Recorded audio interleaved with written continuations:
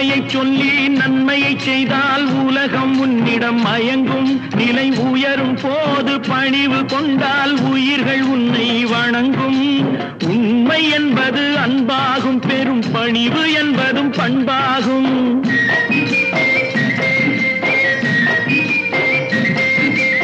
உண்மை என்பது அன்பாகும், பெரும் பணிவு என்பது பண்பாகும். இந்த 4 கட்டளை அறிந்த மனதில் எல்லா நன்மையும் உண்டாகும், எல்லா நன்மையும் உண்டாகும்.